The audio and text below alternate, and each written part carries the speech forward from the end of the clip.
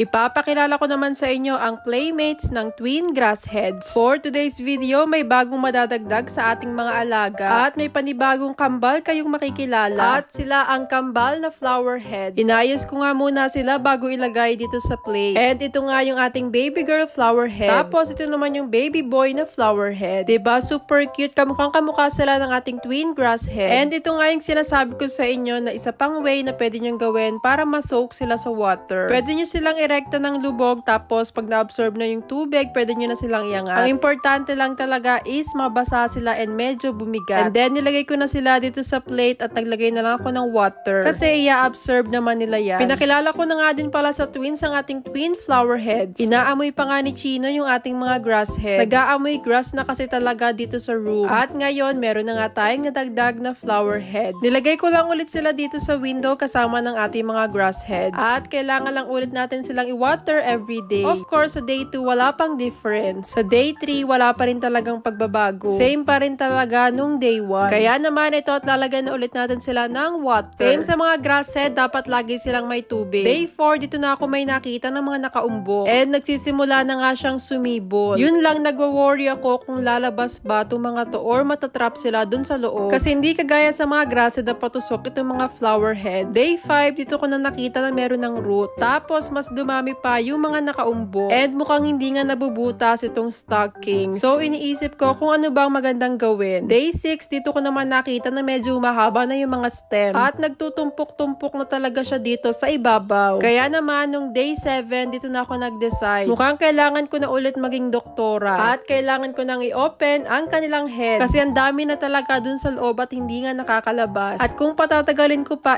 baka mag-dry lang. Kinuha ko na nga itong aking pangkilay. Ito na lang yung gagamitin ko pang open ng kanilang ulo. Kailangan dahan-dahan lang kasi baka bumuka and matanggal lahat ng soil. At baka maputol ko din yung kanyang halaman. Pagka-open ko nga nito, parang ako din medyo nakahinga-hinga. At finally, eto nga't lumabas na ang kanyang mga dahon. Diba ang cute? Para silang mga kulot na grass heads. And same lang yung gagawin natin dito sa ating baby boy. Bago ko nga pala makalimutan, suggest ulit kayo ng names para sa ating kambal na flower heads. Ano kayang pangalan na babagay sa kanila? At yung mapipili ulit magkakaroon ng kambal na grass heads. Madami-dami na din ang nabigyan natin ng mga grass heads. At ang hahaba na din ng kanilang hair. At tingnan naman natin itong flower heads kung totoo bang magkakaroon sila ng bulaklak. Pero sa ngayon, ito muna yung kanilang hair. Diba? Super cute ng kalaro ni Pepe and Pilar. At ito na nga at makikita-kita na ulit sila. So bali, meron na tayong twins grass head tapos meron na din tayong twins flower head. Kasi hindi naman sila pwedeng magkapatid kasi magkaiba nga sila. At dito nga nadagdagan na naman ang aking mga alagain. May bago na naman akong i-check every morning. At may bago na namang didiligan ang twins. Medyo dahan-dahan nga lang dito sa mga flower heads kasi baka matanggal naman yung mga soil. Nandito na din si Charlie and Chino at muntikan pa nga mag-away dahil sa candies. Aba at natulala pa nga habang kumakain. Sabi ko diligan muna nila itong mga grass head at flower head. Kaso parang nauna nang mabasa itong si Charlie. At yun lang, see you na lang sa next update.